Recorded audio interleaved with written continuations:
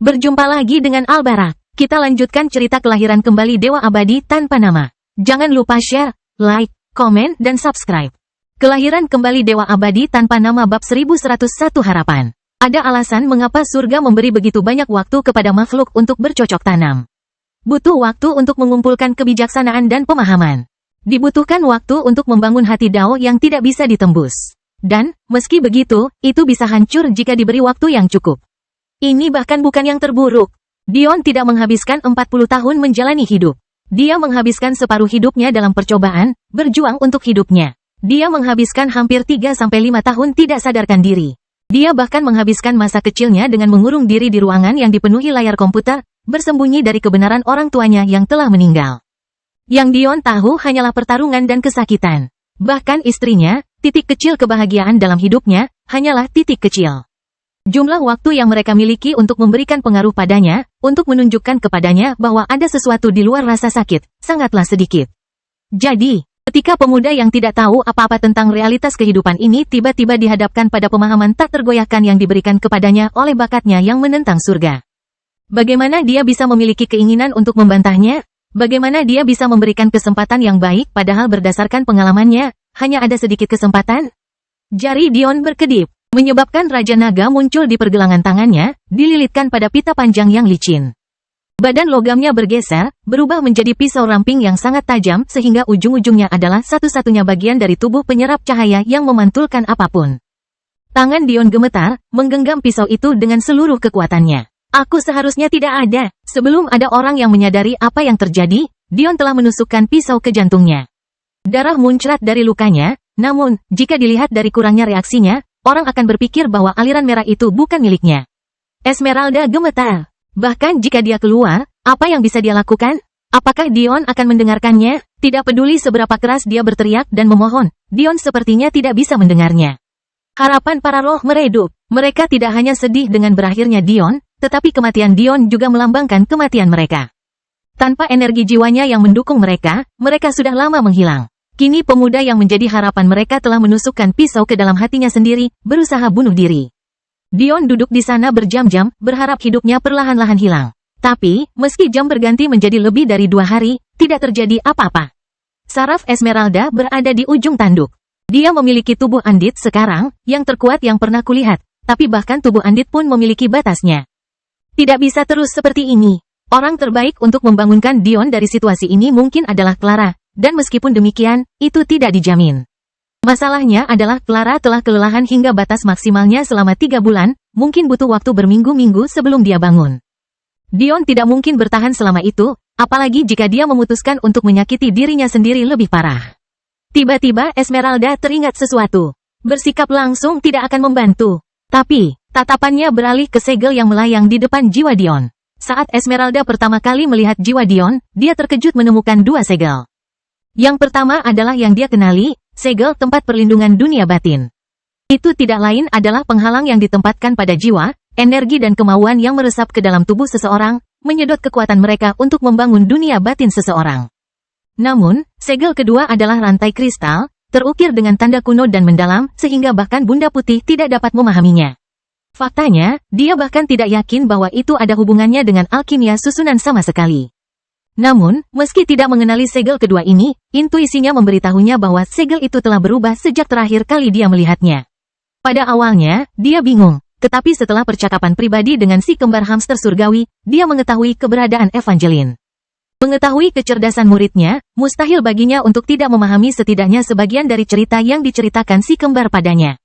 Namun, dia tampak sama sekali tidak menyadarinya, seolah-olah ada hambatan dalam pikirannya. Tetap saja, blok ini entah bagaimana begitu halus sehingga dia bahkan tidak menyadarinya.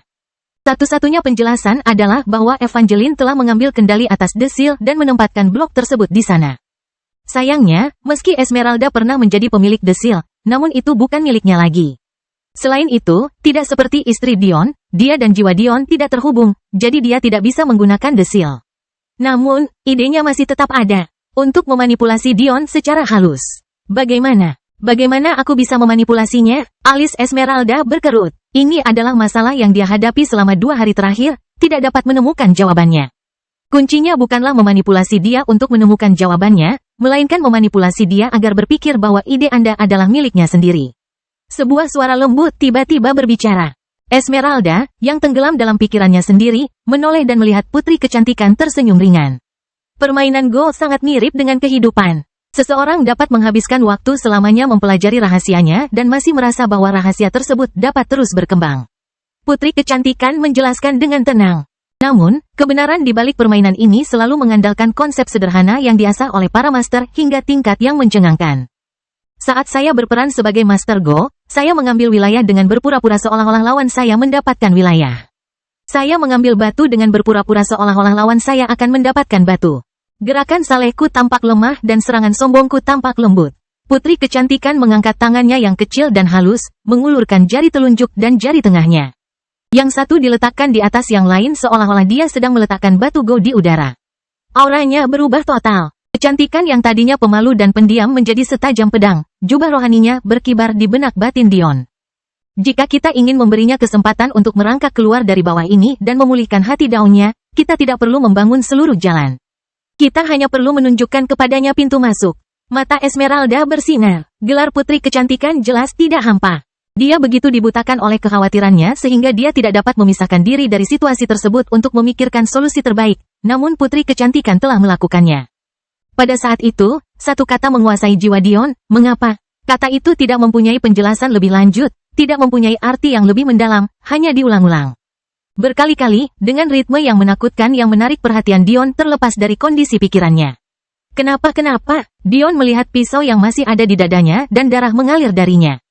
Kenapa? Gumamnya. Dia tidak tahu mengapa hal ini bergema di benaknya. Dia tahu kenapa dia ingin bunuh diri. Itu karena tidak ada yang penting. Segala usahanya, segala harapannya, impiannya, cita-citanya, semuanya sia-sia belaka. Jadi, apa gunanya hidup? Tidak ada satu pun. Lalu mengapa kata ini terus muncul? Dia tahu jawabannya. Dia melakukan. Dia benar-benar melakukannya. Benarkah? Gumam Dion, matanya mengamati sekeliling. Binatang-binatang itu sudah lama mencium darah yang berasal dari Dion, tetapi ketika mereka melihatnya, mereka tidak berani mendekat. Ada sesuatu yang berbahaya pada pemuda ini. Sangat berbahaya sehingga mereka tidak berani menyerangnya bahkan ketika dia memiliki pisau di dadanya. Mengapa kita semua ada di sini jika tidak ada masalah? Gumam Dion. Aku perlu mencari tahu. Dion perlahan menarik pisau dari dadanya, memperhatikan darah menetes tanpa ekspresi. Api putih melonjak, menutup lukanya dalam sekejap seolah-olah luka itu tidak pernah ada sejak awal. Dan kemudian, Dion menghilang dari tempatnya berdiri. Kuadran ke-74. Sama seperti banyak kuadran lainnya, kuadran ke-74 memiliki struktur kekuasaan yang sangat kompleks, penuh dengan keluarga berkuasa dan perselisihan kedaulatan. Kuadran ke-74 merupakan penggabungan sistem sekte dan klan, dengan satu sekte Dewa Kaisar, namun dua klan Dewa Kaisar. Mirip dengan alam semesta asal Dion. Ketiga pembangkit tenaga listrik ini mengendalikan sekitar 80 alam semesta di antara mereka, menjadikan hampir 20 alam semesta yang tersisa sebagai medan perang untuk persaingan mereka. Di antara ketiga konglomerat tingkat Dewa Kaisar ini, ada satu yang berdiri di atas yang lain. Sekte Grand Templar, kelahiran kembali Dewa Abadi tanpa nama bab 1102 keributan. Sejujurnya, hal ini bukan karena superioritas bawahan mereka, melainkan karena klan Dewa Kaisar disatukan oleh satu keluarga yang kuat, sedangkan Sekte Dewa Kaisar memiliki dua keluarga pilar. Keluarga Cromwell dan Valore. Saat ini, sebuah villa dengan gaya estetika era abad pertengahan kuno menjadi lokasi pertemuan antara dua pria bangsawan dan seorang pelayan. Apa katamu? Seorang pria yang mengenakan armor kulit menatap ke arah pelayan itu dengan aura ganas yang terpancar darinya. Auranya gagah, identik dengan paladin legendaris. Matanya yang berwarna coklat tua dan rambutnya yang panjang tergerai tanpa sadar memancarkan aura emas yang membuat orang-orang di sekitarnya ingin sujud. Belum lagi fakta bahwa pedang dua tangan yang tergantung di pinggangnya memenuhi dirinya dengan rasa kekuatan yang menakjubkan. Pria bangsawan ini tidak lain adalah penerus keluarga Valore, pemegang kunci, dan salah satu dari sedikit Raja Kuadran ke-74, Percival Valore. Maaf, Tuan Percival. Pelayan itu gemetar, tidak mampu menahan amarah penerusnya. Kami melakukan penyelidikan menyeluruh, tetapi Tuan Mudaran tidak ditemukan. Dia tidak keluar dari lembah jenius. Jika Firver ada di sana, dia mungkin akan tertawa terkekeh-kekeh. Tuan Mudaran, ini tidak lain adalah Duke yang memprovokasi dia di luar Pil Tower di Sapientia Corner. Dia juga, Tuan Mudaran, yang sama yang mencoba menyudutkannya di lembah jenius, namun malah mati. Bagaimana mungkin? Anakku tidak akan mati begitu saja. Percival meraung, menyebabkan pelayan itu berlutut dan memohon pengampunan. Aura gagah berani Percival menghancurkan tanah di bawah kakinya, mengirimkan riak melalui armor kulitnya. Karena teknik ekstrim yang dia praktikkan, kemungkinan dia menjadi pewaris laki-laki menurun drastis. Hasilnya, meski sudah berusaha sekuat tenaga, ia memiliki lusinan anak perempuan. Namun hanya 2 anak laki-laki meski usianya hampir 2000 tahun. Itu adalah cara surga untuk menyeimbangkan segalanya. Karena dia adalah yang ekstrim, hampir dapat dipastikan bahwa dia akan selalu melahirkan yin yang ekstrim. Kabar baiknya adalah putri-putrinya semuanya sangat berkuasa dalam jalur yin. Dan sama-sama cantik luar biasa. Namun, di kuadran ke-74, seorang wanita tidak pernah memimpin, dan seorang wanita pun tidak pernah diterima untuk memimpin. Dia awalnya menemukan teknik ini di reruntuhan di lantai langit menara. Tapi itu adalah pedang bermata 2 yang dia tidak punya pilihan selain menerimanya demi meraih kuadran ke-74 ini. Pada hari Ran lahir, dia merasakan beban di bahunya turun. Dan, ketika dia mengetahui bahwa bakat Ran juga tidak terlalu jauh dari bakatnya, dia merasa bahwa surga akhirnya menyinari dirinya. Tapi sekarang putranya ini menghilang secara misterius. Bahkan terbunuh, bagaimana dia bisa menganggap enteng hal seperti itu? Saudara Percival menenangkan amarahmu. Biarkan anak itu menjelaskan sisanya. Jika kamu perlu balas dendam, Sekte Grand Templar akan melakukan yang terbaik untuk mendukungmu. Pria bangsawan kedua berbicara, meletakkan tangan kokohnya di bahu Percival dan menariknya kembali dari melakukan sesuatu yang bodoh. Aura pria ini tidak sesuci atau sehalus Percival, tapi itu hanya karena dia tidak memiliki akses ke teknik yang sama dengan yang dimiliki Percival. Lagi pula, tidak mengherankan jika Percival akan merahasiakan ini sebagai rahasia yang paling dijaga ketatnya, dia bahkan tidak membaginya dengan putranya. Namun, momentum gagah berani pria ini tidak hilang. Dia adalah salah satu Raja Kuadran ke-74, salah satu dari 3 Sekte Grand Templar mereka. Dia adalah Bor Cromwell, penerus keluarga Cromwell. Meskipun dia sama berbakatnya dengan Percival, dia lebih sial. Karena Percival lahir sebelum dia diakui sebagai pemegang kunci sebelum Bor lahir. Meski begitu, keduanya memiliki hubungan yang sangat dekat, layaknya saudara. Harus dikatakan bahwa jarang sekali kuadran berperingkat rendah ini memiliki 1 raja, apalagi 3. Namun, tampaknya kuadran ke-74 bersiap untuk naik peringkat. Dada Percival terangkat, tapi dia akhirnya memutuskan untuk tidak berkata apa-apa, menunggu pelayan itu berbicara. Menurut laporan, Tuan Muda Ran berselisih dengan beberapa kuadran ke-98, menyebabkan dia dilarang masuk ke Sapientia Corner oleh Grandmaster Gallagher. Ada kemungkinan besar pembunuhnya terlibat dalam insiden ini, mungkin mengambil keuntungan dari Tuan Muda saat dia beresonansi untuk membalas dendam. Yang benar adalah bahwa pelayan itu tahu bahwa Tuan Muda Rannya mati dengan adil di tangan Firfer, lagi pula, banyak yang hadir pada saat itu. Setelah berita besar terkait Dion dan anak disebarluaskan, banyak berita kecil yang kurang menarik dirilis, termasuk kisah meninggalnya Tuan Muda Ran. Namun, bagaimana mungkin seorang pelayan berani memberitahu tuannya bahwa putranya terlalu lemah untuk mengalahkan anggota kuadran ke-98? Itu hanya akan menyebabkan kematiannya. Sebaliknya, dia hanya menyalahkan sikap tidak tahu malu kuadran ke-98, dan menyelamatkan dirinya sendiri. Tinju Percival mengepal begitu kuat hingga tetesan darah merah keemasan jatuh dari tangannya, membakar tanah dengan panas yang luar biasa. Kuadran ke-98. Percival mencibir. Marco Ricci. Apa kamu percaya kalau aku tidak tahu di mana kamu bersembunyi di dalam cangkang kura-kuramu? Sepertinya pelajaran yang kuberikan padamu dalam mencuri istrimu belum cukup. Sekarang kamu berani mengulurkan tanganmu ke arahku. Putra, semakin banyak Percival berbicara, semakin ganas dia gemetar. Kulitnya memancarkan cahaya keemasan dan suara gertakan terdengar di seluruh halaman. Mata Bor melebar. Selamat, Anda telah mencapai tahap surgawi ke-6, Saudara Percival. Dia tertawa terbahak-bahak sambil menamparkan punggung kakak baiknya. Di masa kegelapan, akan selalu ada terang, jika kamu ingin meruntuhkan kuadran ke-98 itu hingga rata dengan tanah. Saudaramu akan mengikutimu dan kita akan bersama-sama melampiaskan kemarahan kuadran menara. Ini akan menjadi latihan yang sempurna sebelum pemeringkatan turnamen. Kita tidak lagi berada di kuadran ke-74. Sebelum Percival bisa menjawab, pelayan lain bergegas masuk, terengah-engah. Tuan Percival, Tuan Bor, seseorang telah menghancurkan gerbang Grand Templar. Sekte Grand Templar menjadi gempar. Siapa yang berani menantang pamornya di kuadran 74? Bahkan 2 klan Dewa Kaisar tidak akan berani melakukan hal seperti ini karena takut dibekukan di luar menara. Meskipun sekte tersebut tidak akan mengambil hukuman terlalu jauh karena takut akan serangan gabungan oleh kedua klan, sekte tersebut juga tidak akan bertahan lama. Namun, seseorang telah menghancurkan gerbangnya. Menguntit sekte bergengsi mereka tanpa mempedulikan wajah mereka, ini tidak kalah kejamnya dengan meludahi mayat nenek moyang mereka. Meskipun kejadian seperti ini belum pernah terjadi sebelumnya, bukan berarti tidak ada tindakan balasan yang dilakukan. Sekte Grand Templar mengikuti budaya aneh raja dan pengikut, di mana pengikut adalah nama yang diberikan kepada murid, sementara raja mengacu pada kepala sekte saat ini yang kebetulan berasal dari keluarga Bor, Cromwell. Pemeringkatan murid, atau lebih tepatnya, peringkat pengikut, menentukan jumlah murid yang dapat dimiliki seseorang di bawah kendali langsung mereka bersama dengan jumlah tanah yang mereka miliki. Menurut sistem tersebut, pengikut yang berpangkat lebih tinggi diberikan tanah yang lebih makmur dan dekat dengan sekte pusat. Sedangkan pengikut yang lebih lemah diberikan tanah yang lebih jauh keluar. Sistem ini mencakup seluruh 29 alam semesta yang dikendalikan oleh sekte Grand Templar.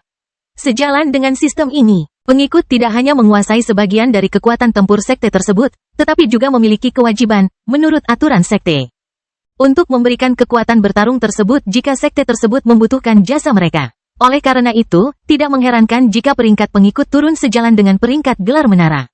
Pengikut peringkat terendah yang diizinkan untuk memiliki tanah dan memimpin kekuatan tempur sekte tersebut adalah Viscount, dengan individu yang tidak memiliki hak milik tidak mendapatkan hak ini. Namun, sejalan dengan peringkat mereka yang rendah, Viscount ditempatkan di pinggiran wilayah sekte, menjaga ujung-ujung alam semesta yang mereka taklukkan.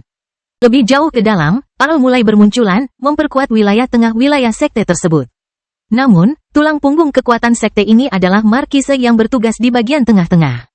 Konon, pusat kekuatan sekte tersebut tidak diragukan lagi adalah adipati mereka, dan raja mereka kemudian memerintah mereka semua. Gerbang yang dihancurkan adalah gerbang menuju ke sekte paling tengah, tempat di mana hanya adipati, raja, dan anggota keluarga mereka yang bisa masuk. Kecuali jika Anda adalah tamu terkenal, memasuki wilayah seperti itu sama sekali tidak pernah terdengar. Meskipun sekte Grand Templar hanya memiliki 3 raja, mereka memiliki 57 adipati. 16 di antaranya adalah orang suci, sementara 41 di antaranya adalah makhluk surgawi. Ini mungkin tampak aneh, lagi pula, akan lebih masuk akal jika ada adipati yang lebih lemah dibandingkan dengan adipati yang lebih kuat. Namun, hal ini tidak memperhitungkan budaya kuadran yang lebih lemah. Tidak seperti Dion dan para jenderal iblisnya, sebagian besar tidak cukup percaya diri untuk segera memasuki ujian terberat yang mereka bisa. Di kuadran yang lebih lemah, hanya para jenius terbaik yang akan segera memasuki ujian tingkat duke, membuat mereka yang menjadi duke saat mereka masih menjadi sein lebih berbakat daripada yang lain. Biasanya, seseorang tidak akan mengikuti uji coba tingkat duke sampai mereka pertama kali menguji dirinya sendiri dalam uji coba tingkat yang lebih rendah. Setelah mengukur batasan mereka dengan tepat, mereka kemudian akan memasuki uji coba tingkat yang lebih tinggi. Yang mengakibatkan banyak adipati kuadran ke-74 berasal dari mereka yang belum mencoba uji coba tersebut hingga mereka berhasil menembus dan menjadi dewa surgawi pertama. Kelahiran kembali dewa abadi tanpa nama bab 1103 kejutan. Mengetahui kebenaran ini, pangkat duke dibagi menjadi 3 subkategori, masing-masing lebih bergengsi dari yang terakhir. Adipati tingkat pertama, mereka yang baru menjadi adipati setelah memasuki alam celestial. Adipati tingkat kedua, mereka yang menjadi adipati sebagai orang suci. Dan adipati tingkat ketiga, mereka yang menjadi adipati sebagai orang suci, namun kini telah menembus alam celestial. Gerbang yang dihancurkan penyusup itu membawanya langsung ke wilayah duke tingkat pertama. Pada saat itu, lonceng berbunyi di seluruh planet Templar, memperingatkan semua adipati akan adanya invasi. Hanya beberapa detik berlalu sebelum peringatan invasi ini dikirim ke seluruh alam semesta Templar, mengubah 37 planet yang dihuni. Mereka yang mengunjungi kuadran ke-74, entah untuk bersenang-senang atau bisnis, memandang dengan bingung. Apakah mereka secara tidak sengaja mengalami perang? Beberapa terjebak antara melarikan diri dan tetap tinggal. Jika mereka lari sekarang, mereka masih bisa sampai ke gerbang sebelum sekte Grand Templar menutup teleportasi untuk menjebak musuh mereka. Mereka juga akan aman dari kehancuran apapun yang mungkin terjadi. Tapi, pada saat yang sama, bukankah sayang jika melewatkan pertunjukan seperti itu? Pertempuran skala besar di luar gerbang jarang terjadi. Ditambah lagi, acara sebesar itu pasti akan menghasilkan banyak uang bagi mereka dari jaringan berita Sapientia. Mereka mungkin akan kehilangan hari gajian yang besar. Memikirkan hal ini, sebagian besar memutuskan untuk tetap tinggal, ingin melihat apakah mereka dapat mengabadikan aksi tersebut. Sekte Grand Templar jarang mengizinkan siapapun masuk ke wilayah pusatnya, ini bisa menjadi kesempatan bagus untuk melihat sekilas apa yang mereka sembunyikan. Ini juga bisa memberi mereka keunggulan di turnamen peringkat mendatang. Saat itu, kuadran ke-74 dibuat gempar. Namun, 2 klan yang dianggap akan mendapatkan keuntungan paling banyak dari hal ini tetap diam.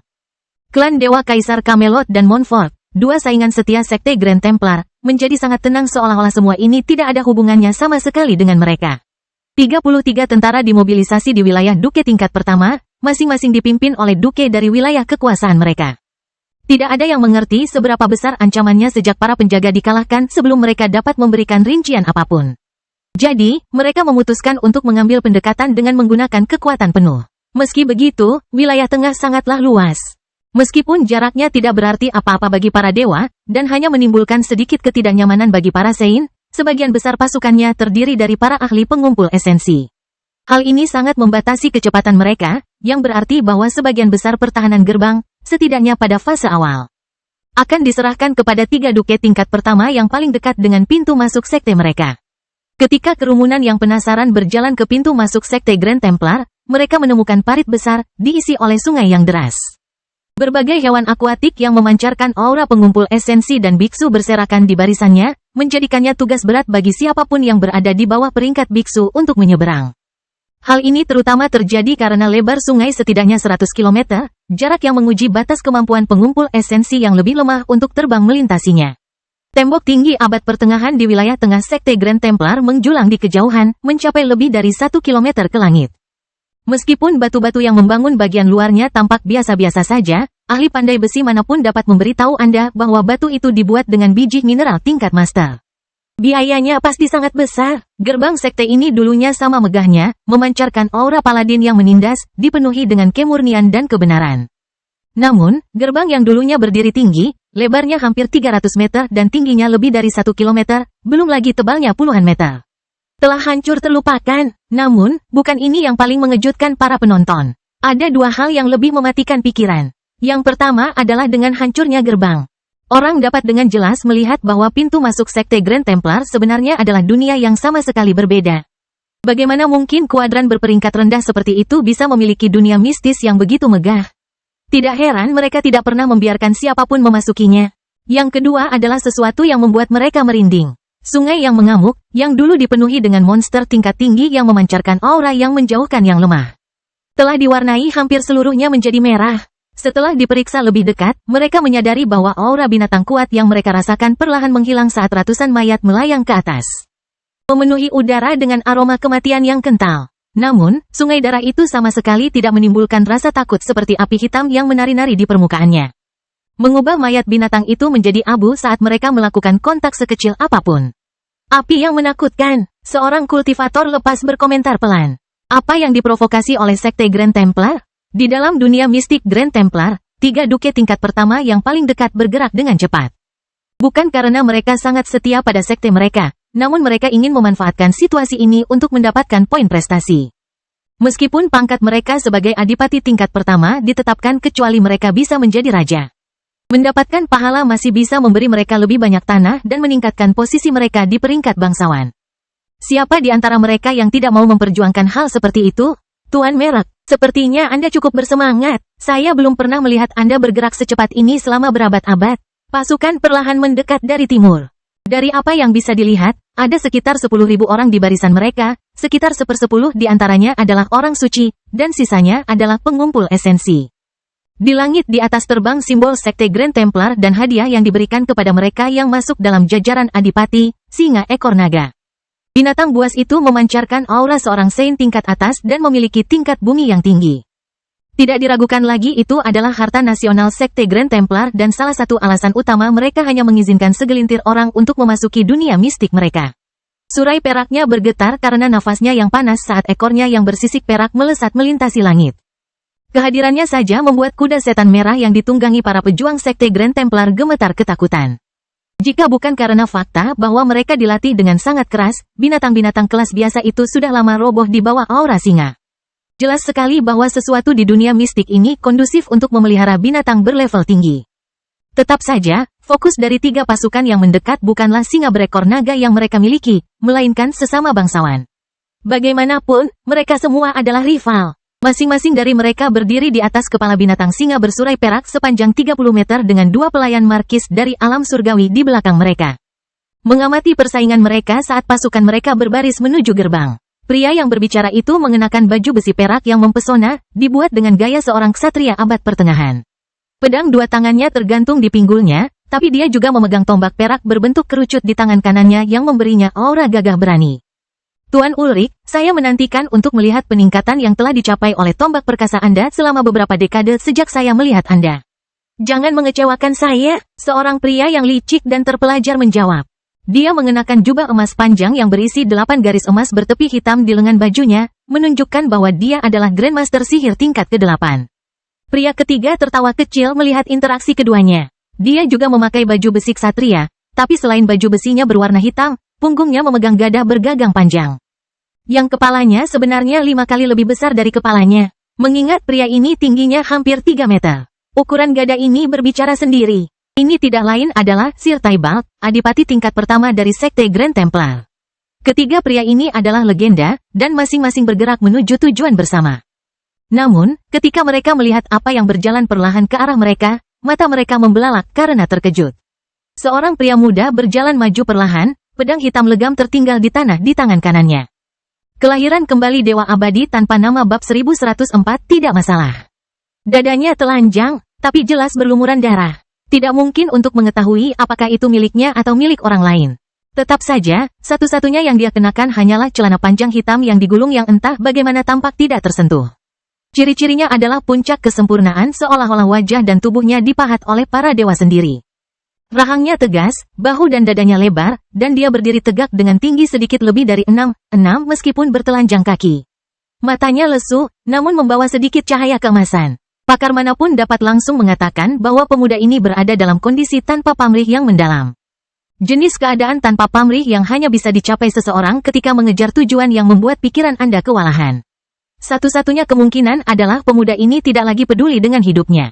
Dia bersedia menukar kekuatan hidupnya yang terakhir dengan imbalan jawaban yang dia cari. Ini lebih dalam daripada keadaan tanpa pamrih apapun, begitu dalam sehingga tidak mungkin dipertahankan tanpa pertukaran kehidupan.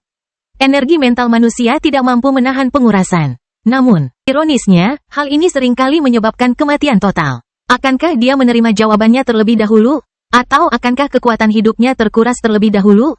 Meskipun merupakan pasukan gabungan yang terdiri dari 30.000 orang, meskipun merupakan bangsawan berpangkat tinggi, meskipun memiliki 9 makhluk surgawi dan 3 binatang tingkat bumi yang tinggi di antara mereka, 3 adipati tingkat pertama merasa ketakutan menguasai hati mereka. Siapa kamu? Sir Tybalt akhirnya teringat kembali, tanpa sadar meraih gagang tongkatnya. Meskipun pemuda ini memiliki kehadiran yang menyesakan, setidaknya sebagai seorang kaisar, bahkan mungkin seorang dewa, budidayanya masih berada pada tingkat puncak pengumpul esensi. Meski begitu, Tybalt harus berhati-hati. Jenius seperti ini tidak mungkin ada tanpa pendukung. Bahkan jika dia ceroboh terhadap mereka, bersikap ceroboh terhadapnya mungkin akan membuat Raja Cromwell menggunakan mereka sebagai kambing hitam untuk menenangkan klan atau sektenya. Di mana Percival Valore, suara pemuda itu tidak terdengar seperti manusia. Seolah-olah dia adalah 3 orang sekaligus, berbicara dengan suara berlapis dan kuno. Rasanya kata-katanya sendiri bisa menembus ke dalam jiwamu, menghancurkannya dalam sekejap. Pada saat itu juga, kuda setan merah yang berhasil menahan tekanan singa ekor naga ambruk ke tanah, menjatuhkan penunggangnya hingga menggigil di tanah tanpa henti. Mata ketiga Duke berkontraksi. Kehadiran tingkat raja, prajurit mereka menggigil ketakutan. Dalam sekejap, setiap pengumpul esensi yang hadir menjadi tidak berguna sama sekali. Orang-orang kudus mencoba untuk bertahan, tetapi mereka juga tidak dapat menahan beban di pikiran mereka. Sayangnya bagi mereka, mendapatkan harta karun yang melindungi kehadiran adalah hal yang mustahil dan jauh dari jangkauan mereka. Kehadirannya bahkan dapat mempengaruhi kita. Tubuhnya sangat kuat, ketiga Duke dan pengiringnya sedikit gemetar. Siapa yang tidak tahu bahwa kehadiran adalah seni bela diri yang hanya bergantung pada tubuh? Jika tubuhmu tidak cukup kuat, mustahil untuk mempengaruhi individu berpangkat tinggi. Fakta bahwa mereka merasakan tekanan berarti tubuh pemuda ini sebanding dengan tubuh surgawi. Sir Merek, sang Grandmaster sihir, melangkah maju. Mengapa kamu mencari Raja Percival? Saat pandangan pemuda itu beralih padanya, Sir Merek merasa seperti ada gunung yang membebani dadanya. Tampaknya hampir tidak ada artinya bahwa dia memiliki harta karun yang melindungi kehadiran. Di mana dia? Pemuda itu mengabaikan pertanyaan itu. Aku membutuhkan dia untuk menjawab pertanyaan ini. Tuan Merek tidak tahu harus berkata apa. Semua ini untuk jawaban atas sebuah pertanyaan? Untuk menghancurkan gerbang mereka dan meragukan prestise mereka hanya karena sebuah pertanyaan? Ini membangun kebencian yang tidak dapat didamaikan. Jika dia hanya ingin mengetahui jawaban atas sebuah pertanyaan, dengan statusnya sebagai dewa sejati, Bahkan guru sekte mereka akan memberinya wajah untuk bertemu langsung. Jelas bagi mereka semua bahwa pemuda ini adalah Tuhan yang sejati. Satu-satunya anggota generasi muda yang memiliki kehadiran tingkat raja adalah dewa sejati dan bukan orang lain. Saat itulah pikiran menakutkan lainnya menguasai mereka. Bagaimana mereka menghentikan pemuda ini? Tak satu pun dari dewa sejati berasal dari latar belakang yang lemah. Bahkan yang terlemah pun, bukan karena bakatnya, melainkan karena usianya yang masih muda. Dion Sacharo berasal dari kuadran yang dulunya menduduki peringkat pertama. Kuadran ke-74 mereka tidak mampu menyinggung satu pun dari mereka. Pada saat itulah Pak Merot mulai mencatat semuanya. Ada alasan mengapa kuadran yang lebih lemah tidak ditaklukkan begitu saja oleh kuadran yang lebih kuat. Selain klan bintang yang datang dari dunia luar, tidak ada yang pernah melanggar aturan ini karena ada checks and balances. Selama kuadran mereka memberikan bukti bahwa dewa sejati inilah yang memprovokasi mereka terlebih dahulu, tidak ada yang akan menyalahkan mereka karena membalas. Pemuda, Sir Ulrich akhirnya berbicara, menggenggam tombaknya erat-erat. Dia jelas memikirkan hal yang sama dengan Sir Merot. Kamu mungkin dewa sejati, tapi ada peraturan yang bahkan kamu harus ikuti. Menyerang kuadran kami seperti ini, bahkan jika kamu mati, klanmu tidak akan punya hak untuk berbicara sepatah kata pun. Kepala Sir Merot tersentak ke arah Ulrich, ekspresi tidak percaya di wajahnya. Apakah maniak pertempuran ini benar-benar memprovokasi dewa sejati? Idiot ini sedang menghadapi bencana. Apakah kamu akan menjawab pertanyaanku atau tidak? Sir Ulrich gemetar mendengar pemecatan pemuda itu. Tinggalkan namamu, aku, Ulrich Valore, jangan membunuh yang tak bernama. Bahkan jika kamu adalah dewa sejati, bahkan bayi naga pun bisa dibunuh oleh harimau dewasa. Namaku, pemuda itu terdiam. Jika aku memberitahumu namaku, maukah kamu memberitahuku di mana Percival Valore berada? Tuan Ulrich mencibir. Apakah itu permintaan terakhirmu sebelum kematian? Kalau begitu aku akan dengan senang hati menurutinya. Pemuda itu sepertinya tidak menanggapi provokasi, dia hanya punya satu tujuan dalam pikirannya. Namaku Dion Sacharo. 3 duket tingkat pertama membeku mendengar jawaban Dion. Bahkan mereka tidak mengerti kenapa mereka begitu terkejut. Dari semua dewa sejati, pemuda ini hanyalah Dion Sacharo. Tidak hanya dewa sejati lainnya yang dikenal terlalu luas sehingga mereka tidak mengenalinya sebelumnya, satu-satunya dewa sejati yang mungkin masih memiliki budidaya pengumpulan esensi adalah Dion. Tetap saja, mendengar nama itu membuat mereka terdiam. Ini adalah seorang pemuda yang menempati posisi pertama dalam 4 dari 5 peringkat ujian dewa. Ini adalah seorang pemuda yang menjadi sasaran banyak spekulasi dan perbincangan. Seorang pemuda yang ingin dilihat seluruh kosmos sedang berdiri tepat di depan mereka. Bagaimana mungkin mereka tidak kaget? Sir Ulrich dengan cepat mengingat kembali dirinya sendiri, menatap tatapan kosong Dion sambil mengacungkan tombaknya. Tidak peduli siapa kamu tidak bisa lewat sini. Karena kamu sangat ingin mengetahuinya, kastil Raja Percival terletak di tengah-tengah. Faktanya, kamu menangkapnya pada waktu yang cukup tepat. Biasanya dia akan marah-marah di tempat. Lantai langit, dia baru pulang setelah mendengar kabar anaknya hilang. Kamu berencana untuk melawanku? Suara Dion lembut dan tanpa emosi. Ia tidak memiliki bakat arogan atau kepercayaan diri yang luar biasa seperti biasanya. Sebaliknya, seolah-olah tidak ada masalah sama sekali. Gengsi Sekte Grand Templar tidak perlu dipertanyakan lagi. Sir Ulrich meraung, menggunakan energinya untuk menghilangkan efek kehadiran Dion pada prajuritnya dan tunggangannya. Energi langit memiliki banyak sifat khusus, salah satunya termasuk penguncian ruang. Inilah sebabnya mengapa susunan teleportasi tingkat rendah tidak berguna di hadapan makhluk angkasa. Namun, harus dikatakan bahwa penguncian ruang angkasa adalah turunan dari kemampuan utama energi langit, bukan kemampuan itu sendiri. Alasan mengapa domain semu biasanya merupakan kemampuan surgawi adalah karena energi surgawi memperdalam hubungan yang dimiliki seseorang dengan alam semesta. Hanya makhluk surgawi yang dapat mulai mendikte dan memanipulasi aturan yang ditetapkan oleh alam semesta itu sendiri, meskipun dalam skala kecil. Kendali yang dimiliki benda angkasa inilah yang mengakibatkan terkuncinya ruang angkasa. Karena kemampuan inilah jiwa masih dipandang sebagai jalan yang lebih rendah meskipun memiliki efek yang baik pada pemahaman kemauan. Mengapa membuang-buang waktu Anda mengikuti jalur jiwa untuk memperdalam pemahaman Anda ketika jalur energi dapat memenuhi tujuan yang sama sekaligus memberi Anda lebih banyak kekuatan bertarung? Kelahiran kembali Dewa Abadi tanpa nama bab 1105 poin. Tetap saja, mustahil bagi Ulrich untuk menetralisir kehadiran Dion seperti ini jika bukan karena harta pelindungnya. Namun, kombinasi keduanya sekali lagi meningkatkan musuh Dion menjadi lebih dari 30.000. Tapi apakah itu penting? Bahkan jika Dion tidak berada dalam kondisi tanpa pamrih, bahkan jika dia sadar, apakah dia akan peduli dengan begitu banyak musuh yang lemah? Kalau begitu mati, kata-katanya sederhana, tidak ada lagi histeris, juga tidak ada kemarahan di belakang mereka. Seolah-olah Dion adalah seorang kaisar yang menulis hukum dengan lambaian tangannya. Karena dia bilang mereka akan mati, maka mereka akan mati. Sir Merritt dan Sir Tybalt segera mengacungkan senjata mereka, merasakan tangan kematian yang membayangi hidup mereka.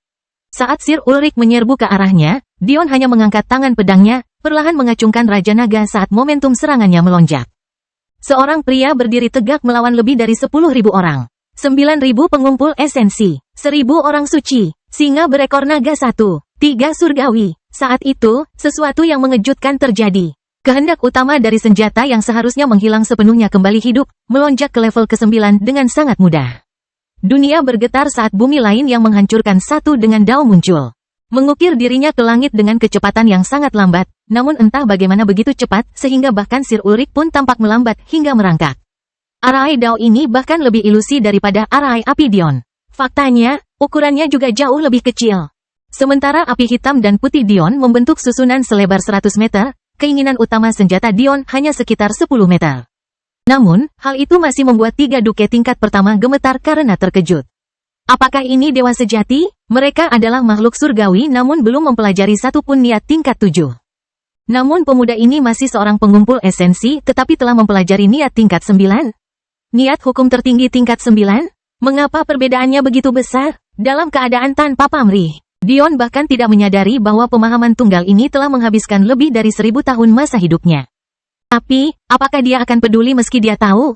Dia benar-benar fokus untuk menemukan jawaban atas pertanyaannya, dan orang-orang ini menghalanginya.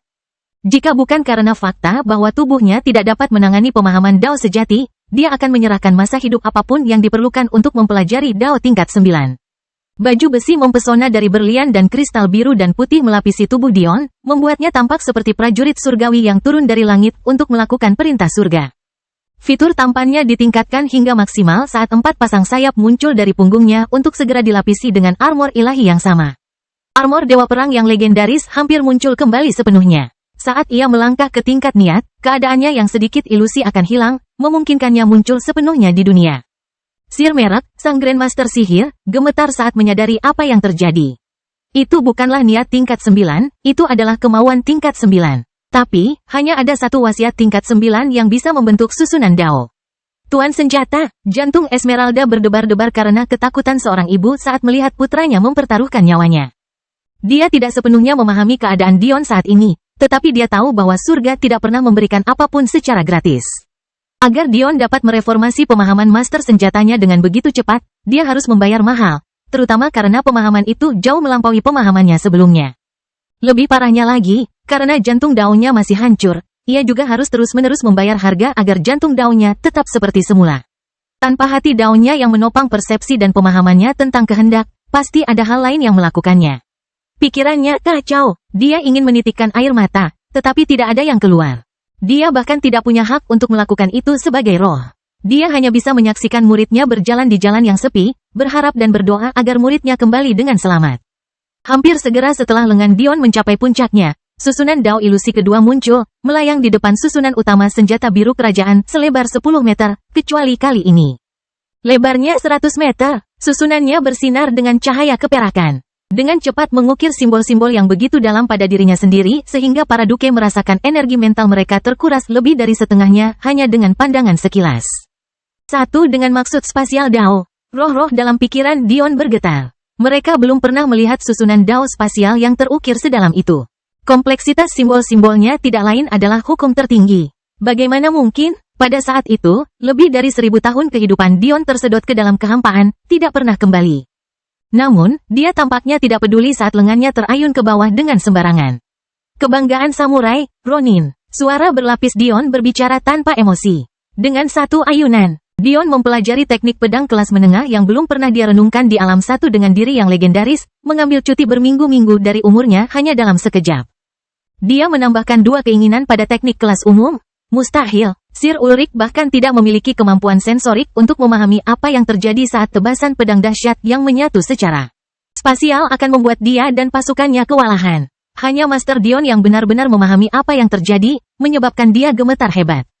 Semakin surga menentang Dion, semakin yakin dia bahwa dia membayar harga yang mahal. Jika ini terus berlanjut, Dion akan mati. Para pelayan Sir Ulrich maju ke depan untuk melindungi tuan mereka, mengorbankan nyawa mereka untuk berdiri di garis depan tentara. Jika Sir Ulrich meninggal, keluarga mereka akan berada dalam bahaya. Mengapa mereka sebagai markis bertugas di bawah orang lain alih-alih memimpin wilayah mereka sendiri? Jelas ada alasan berlapis yang tidak perlu dijelaskan.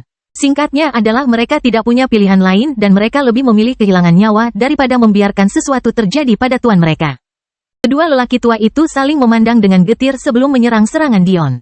Mereka hanyalah makhluk surgawi kelas 4. Mereka tidak memiliki satu peluang pun. Namun, saat mereka siap menyerahkan nyawa mereka, serangan pedang itu tiba-tiba menghilang di hadapan mereka. Pada awalnya, mereka ingin menghela nafas lega, tapi saat itulah firasat buruk menguasai mereka, menyebabkan kepala mereka menoleh ke arah Sir Ulrich. Sayangnya, sudah terlambat. Sir Ulrich yang terkejut, yang dulu berdiri tegak dan sombong dengan tombaknya digenggam di satu tangan, bahkan tidak bisa bereaksi sebelum tubuhnya dipotong menjadi dua. Keheningan menyelimuti dunia mistik saat Dion perlahan berjalan maju. Sebelumnya, setiap langkahnya normal. Namun sekarang, langkah-langkah normal yang sama sepertinya membawanya ratusan meter ke depan dalam satu waktu. Namun, tidak ada yang berani menghentikannya. Bagian yang paling mengejutkan adalah tidak ada satu orang pun selain Ulrich yang terluka. Bukan binatang buas yang ada di bawah kakinya, bukan para pelayan yang mau mempertaruhkan nyawa mereka, bahkan para prajurit yang dengan berani melakukan perintah bodoh duke mereka. Kenapa? Dion bergumam pelan. Kamu sama bodohnya dengan dunia yang kita tinggali ini. Kamu mempunyai kehidupanmu sendiri yang harus dibuang, namun kamu memutuskan untuk mempertaruhkan nyawa orang-orang yang bergantung padamu juga. Menjijikkan, tidak masuk akal. Itu karena orang-orang seperti kamu ada maka tidak ada yang seharusnya ada. Dion sudah mempertanyakan keberadaan segalanya. Tapi, saat dia melihat orang sebodoh Ulrich, kebingungannya semakin dalam. Dia merasa semuanya ada tanpa tujuan. Bahwa semuanya ada di sini hanya untuk menemui akhir yang kejam dan memilukan. Lalu ada orang-orang seperti Ulrich yang tampak tertarik mengejar tujuan itu dan memaksanya datang secepat mungkin. Untuk apa? Perasaan bodoh dan sia-sia tidak berakar pada sesuatu yang berarti? Dia perlu tahu kenapa. Kenapa orang seperti Ulrich ada? Kenapa orang seperti entitas itu merasa tidak apa-apa menghancurkan ras manusia hanya demi keuntungannya? Mengapa orang-orang seperti Percival merasa tidak masalah jika menghancurkan keluarga, mencuri ibu dari putrinya, dan mencuri istri dari suaminya? Mengapa? Mengapa kejahatan ada? Dan karena kejahatan akan selalu ada. Apa gunanya segala sesuatu yang lain ada? Kelahiran kembali Dewa Abadi tanpa nama bab 1106 Batu Tunggal. Jantung Sir Merek dan Sir Tybalt berdebar ketakutan saat Dion menghilang di atas dataran rumput. Seorang pengumpul esensi, membunuh makhluk surgawi, dalam satu serangan, kuadran ke-74 mereka memiliki total kurang dari 300 benda angkasa. Dan kurang dari 70 benda langit kelas 3 setingkat Sir Ulrich. Bagi Katedral Universe, jumlah ini benar-benar luar biasa mengingat mereka memiliki total kurang dari 20 benda langit. Namun, dibandingkan dengan kuadran yang lebih besar di mana jumlah benda langit sama banyaknya dengan bintang di langit, jumlah ini sungguh menyedihkan. Namun, salah satu dari 100 kultivator terkuat yang mereka miliki telah mati begitu saja. Satu serangan pedang dan satu serangan. Pada titik itulah mereka memahami bahwa Dion adalah penyanyang. Jika dia mau, membunuh mereka semua semudah membalikkan tangan.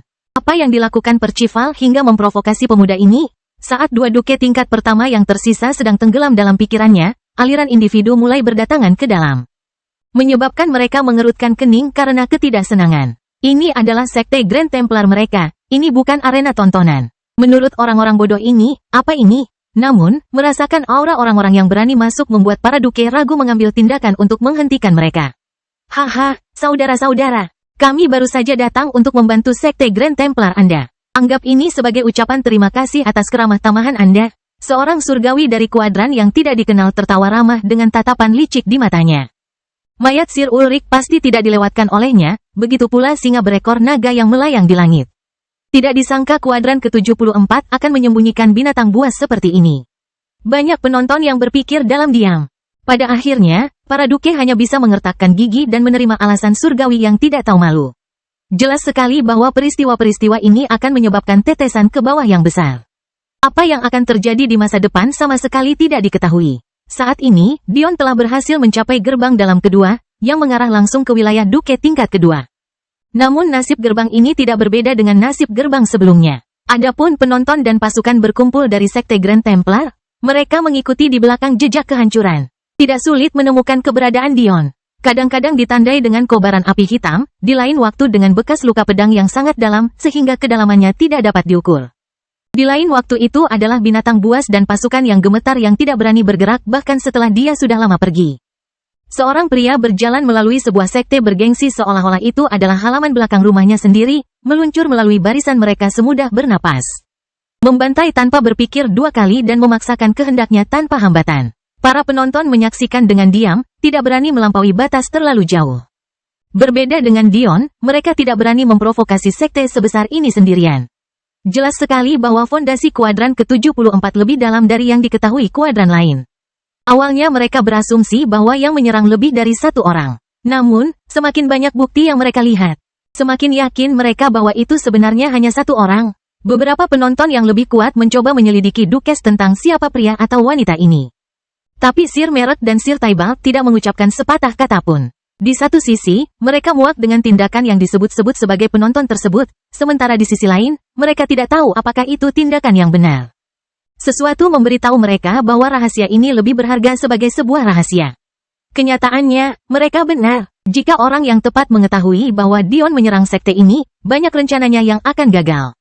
Terlebih lagi jika mereka menghubungkan tindakannya dengan kuadran ke-98, sesuatu yang sudah pasti. Konsekuensi dari hal seperti itu tidak perlu dijelaskan. Namun, Dion telah benar-benar kehilangan akal sehatnya. Tidak, lebih tepat dikatakan bahwa dia tidak peduli dengan perencanaan masa depan.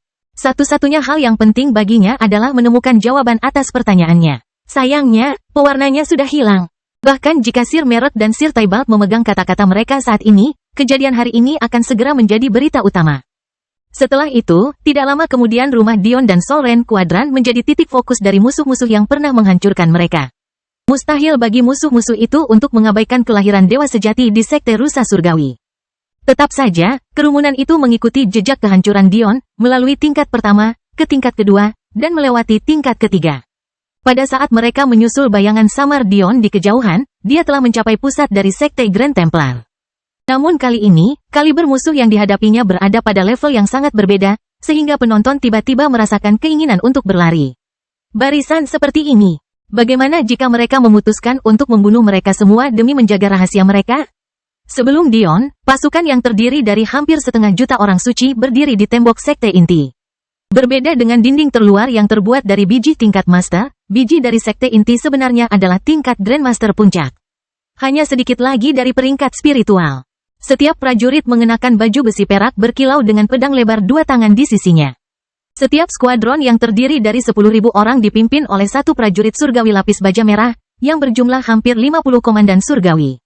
Di langit, 2 raja lapis baja emas berdiri. Menatap sosok Dion yang mendekat dengan sedikit keterkejutan yang benar-benar diliputi oleh kesombongan mereka.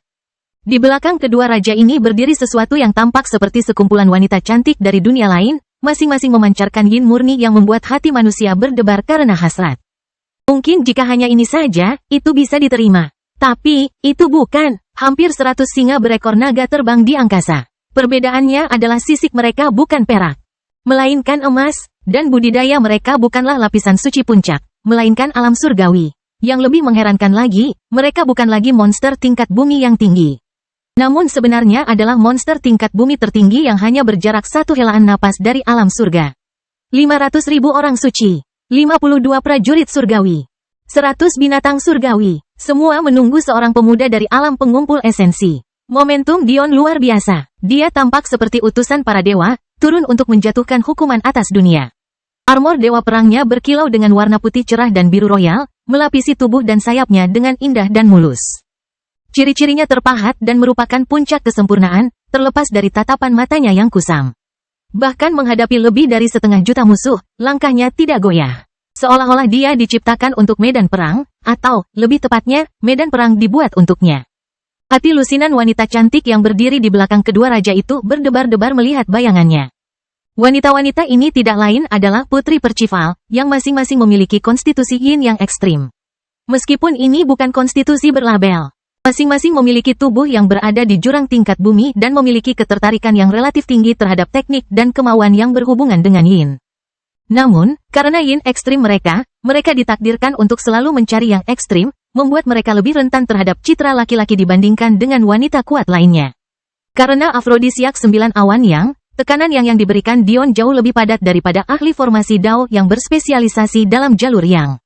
Bagi para putri Valore ini, dia seperti obat yang digantung di depan wajah mereka, atau sepotong daging yang menyebarkan aromanya ke hidung halus mereka. Napas mereka bertambah cepat saat pipi mereka tampak memerah. Banyak dari mereka yang meremas pahanya erat-erat, menggosok-gosokkan kaki rampingnya sambil mencoba menenangkan desakan mereka. Percival segera merasakan perubahan pada putrinya. Sebagai seorang meditator teknik yang ekstrim, dia tidak hanya peka terhadap yin murni, tetapi juga yang murni. Karena itulah dia dapat menemukan sumber daya budidaya yang dia butuhkan untuk terus berlatih tekniknya. Saat Dion muncul, dia merasakan yang jauh lebih murni daripada miliknya yang sudah membuatnya kesal. Tapi, melihat putrinya bertingkah seperti ini, dia semakin marah.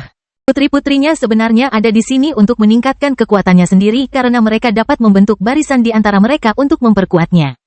Namun, jika perhatian mereka teralihkan seperti ini, susunannya tidak akan seefektif yang seharusnya. Lebih buruk lagi, ketika dia fokus pada Dion, dia melihat kerumunan penonton dan tentara mendekat. Hal yang paling memalukan adalah jelas bahwa pasukan ini tidak melawan Dion, tetapi membiarkannya lewat. Ketakutan di mata mereka ketika melihat pemuda ini tidak salah lagi. Kemarahan Percival berkobar, sesuatu yang semakin sering terjadi saat yangnya mencapai titik ekstrim. Namun, Bor mengulurkan tangan dan menggenggam bahunya.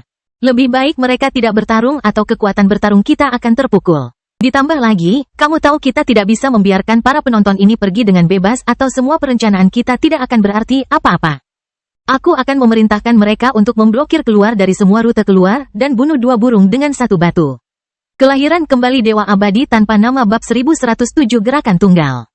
Menerima sinyal dari Raja Bor, pasukan yang mendekat segera mengerti. Dengan cara yang halus, jauh lebih terorganisir daripada apa yang biasa dilihat Dion dari dunia persilatan, mereka memblokir semua rute keluar, menjebak Dion dan para penonton di dalamnya. Raja Bor, apa maksudnya ini? Apakah kamu ingin menjadi musuh kuadran ke-71-ku? Hujan kutukan turun dari para penonton saat Dion terus berjalan ke depan. Melesat ratusan meter di setiap langkahnya seolah-olah ini tidak ada hubungannya dengan dia.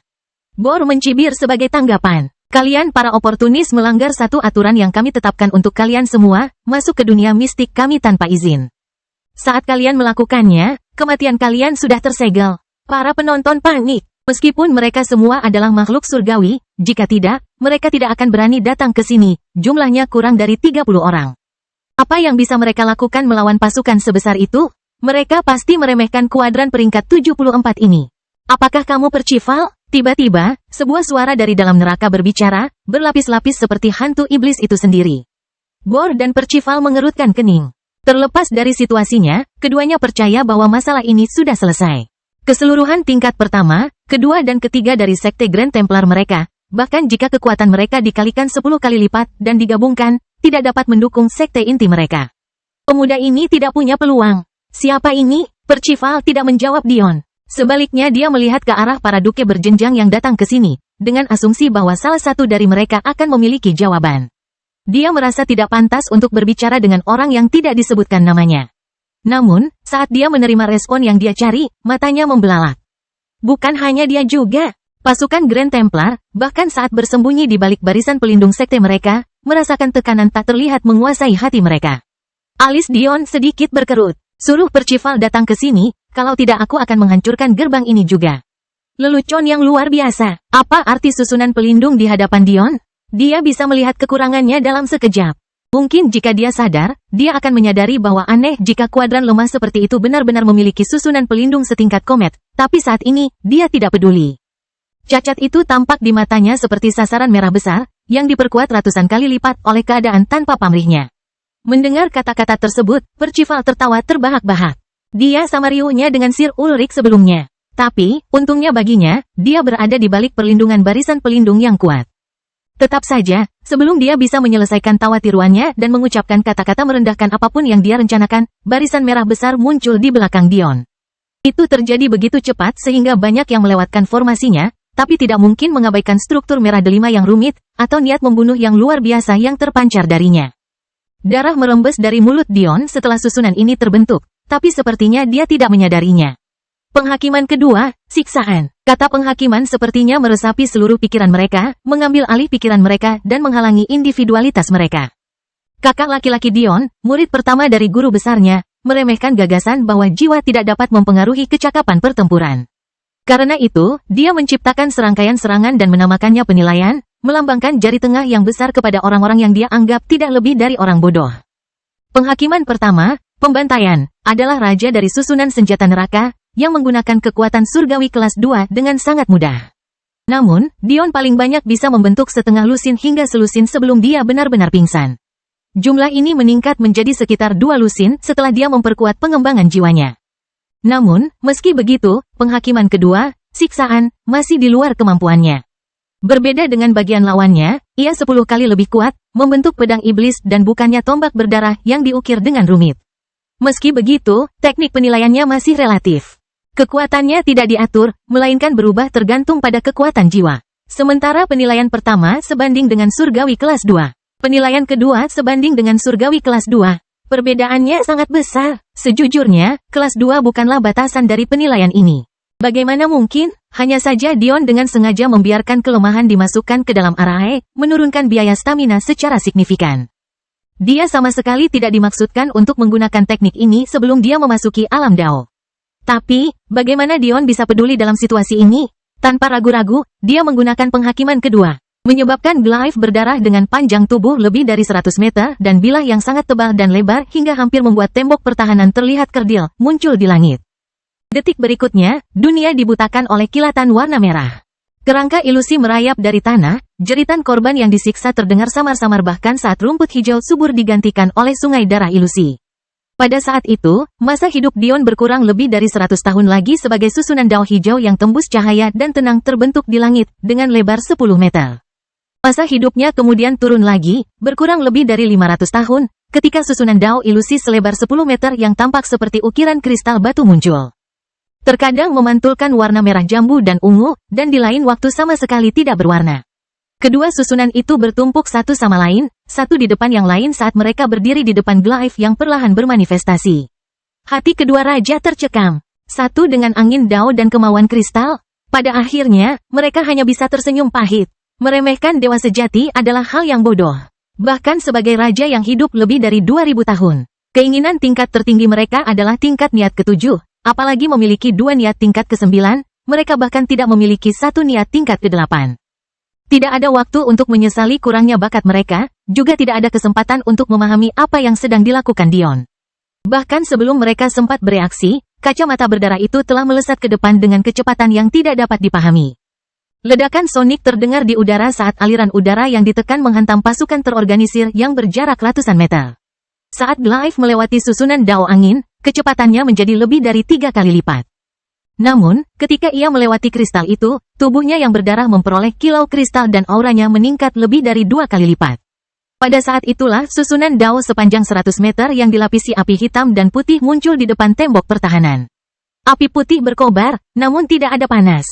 Sebaliknya, perasaan nyaman memenuhi para prajurit di dinding dengan rasa nyaman yang menakutkan yang hampir membuat mereka lupa bahwa mereka sedang berperang. Ledakan, Glyph besar itu merobek susunan tingkat komet seolah-olah itu tidak lebih dari kertas. Para raja gemetar karena terkejut karena mereka hanya bisa menyaksikan tembok pertahanan yang telah berdiri selama ribuan tahun runtuh menjadi kehampaan. Para ksatria yang berdiri di dinding jatuh dari langit, tidak mampu menahan diri di tengah kehancuran meskipun mereka adalah orang suci. Arae itu bukan tandingan Dion. Dia tidak hanya mengincar kelemahan, karakteristik pemurnian dari api putihnya bahkan lebih kuat bahkan dari kehendak surgawi pada tingkat hukum tertinggi. Bahkan jika itu adalah susunan tingkat bulan, itu pasti akan jatuh di hadapannya. Bawa Percival ke sini sekarang, atau hadapi konsekuensinya. Suara berlapis Dion terdengar datar. Meskipun energi jiwanya telah benar-benar habis akibat serangan itu, dia sepertinya tidak menyadarinya ketika inti energinya melonjak. Dalam satu gerakan, tembok besar Grand Templar telah runtuh. Percival gemetar karena marah. Ditampar wajahnya seperti ini merupakan pukulan telak terhadap prestisnya. Susunan yang dia yakini bahkan tidak bertahan satu serangan pun. Itu tidak masuk akal. Profesi sekunder disusun dan diberi peringkat sedemikian rupa sehingga profesi yang tingkatnya sesuai dengan tingkat budidaya tertentu dapat membantu mereka yang berada satu langkah di atasnya. Misalnya, seorang Grandmaster setara dengan orang suci, namun mereka mampu menciptakan dan menempa hal-hal yang berguna bagi para dewa. Fakta bahwa ini adalah susunan tingkat komet, yang sesuai dengan tingkat langit bawah dan menengah, berarti bahwa bahkan puncak langit seharusnya tidak dapat menghancurkannya dengan mudah. Faktanya, susunan itu dibangun untuk bertahan di bawah serangan selusin makhluk surgawi selama berbulan-bulan. Namun susunan yang sama itu jatuh dalam satu serangan. Kelahiran kembali Dewa Abadi tanpa nama bab 1108 maksud. Seolah merasakan kemarahan raja mereka, 100 singa berekor naga emas meraung, mengguncang langit dengan kehadiran mereka.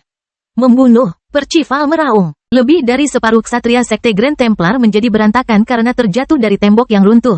Namun, mereka memahami konsekuensi dari ketidaktaatan pada Raja Percival. Bor mengerutkan kening, tapi tidak ada yang bisa dia lakukan. Bahkan sebagai teman dekat Percival, dia tahu bahwa tidak ada yang bisa menghentikannya ketika dia menjadi seperti ini. Ditambah lagi, dia juga memahami bahwa Dion telah melewati batas yang tidak bisa kembali lagi. Mustahil bagi mereka untuk menerima penghinaan ini dengan berbaring atau mereka tidak akan pernah bisa mengangkat kepala mereka tinggi-tinggi lagi.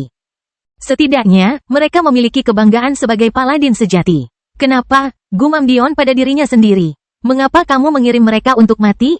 Apa tujuanmu? Apakah ini sangat penting bagimu? Aku hanya meminta untuk bertemu seseorang. Pikiran Dion berantakan. Seolah segala sesuatu yang seharusnya jelas berubah menjadi suram, memudar dari pandangan dan pemahamannya. Melihat tindakan tak berguna dari para ksatria ini, dia berjuang. Dia tidak tahan melihat mereka berlari secepat mungkin menuju tujuan mereka. Lagi pula semuanya berakhir menyedihkan, kenapa buru-buru mati? Dengan satu pemikiran, ratusan ribu bunga lili putih besar muncul di medan perang, berdiri di depan Dion dan pasukan penyerang yang berantakan.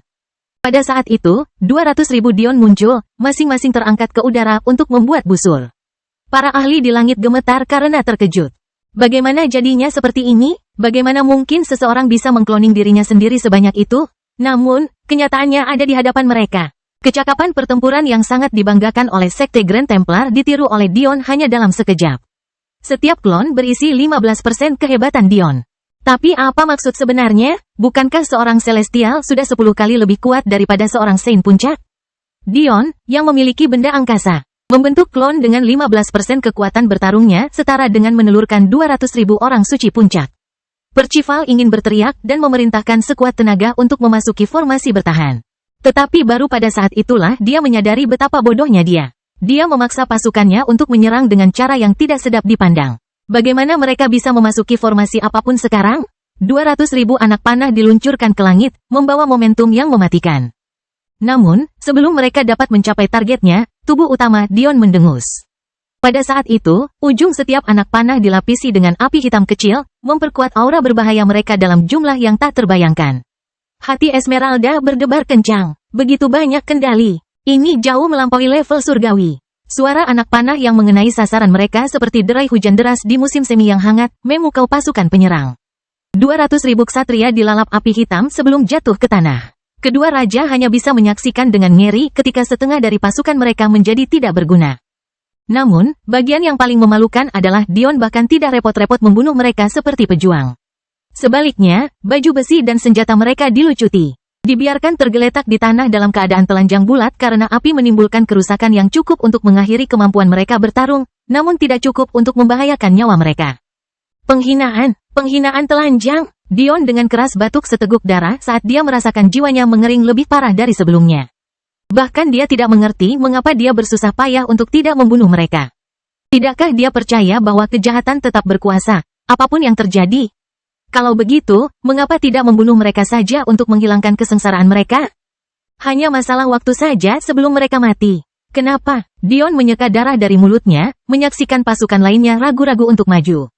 Merasakan kemarahan Percival, 100 singa berekor naga mengaum ke langit, menukik ke bawah untuk mendukung tentara. 100 makhluk surgawi menyerang sosok Dion, tidak berusaha melakukan apapun selain mencabik-cabiknya. Tinju Dion mengepal saat dia menghirup napas yang begitu besar hingga angin tampak bertiup ke arahnya, melebarkan dadanya keluar. Masa hidupnya berkurang lebih dari 1000 tahun lagi ketika dua susunan ilusi muncul di langit. Salah satunya berwarna merah kehitaman, gemetar dengan aura iblis yang ganas dengan lebar hampir 50 meter. Yang lainnya berfluktuasi dengan berbagai macam warna, tidak pernah tetap sama dan tampak memiliki panjang gelombang yang berbeda tergantung dari sudut pandang Anda. Dengan lebar hampir 50 meter, ia juga menjulang dengan aura yang kuat. Keduanya berdiri di depan Dion saat napasnya yang dihirup mencapai puncaknya. Pada saat itu, dunia menjadi sunyi senyap saat Dion meraung. Para raja bahkan tidak punya waktu untuk menyadari bahwa penampilan musik dan niat iblis tingkat 9 ini sudah membuat 5-1 dengan Daos Dion telah digunakan sejak dia muncul. Raungannya sangat keras sehingga hampir mustahil untuk diproses. Pita suara Dion terlepas, sama sekali tidak mampu menahan ketegangan dan memaksanya untuk batuk lebih banyak darah setelah ledakan sonik keluar dari bibirnya. Namun, mengapa dia rela melukai dirinya sendiri seperti ini menjadi jelas pada saat berikutnya ketika 100 monster kelas atas bumi jatuh dari langit. Benar-benar tidak berdaya karena ketakutan. 100 singa berekor naga yang bangga bergerak-gerak di tanah, sama sekali tidak bisa bergerak. Di antara ras di kosmos, binatang adalah yang paling rentan terhadap intimidasi. Ini bukan karena kurangnya kecerdasan mereka, karena bahkan binatang tingkat bumi yang lebih rendah pun memiliki potensi untuk menyamai kecerdasan manusia.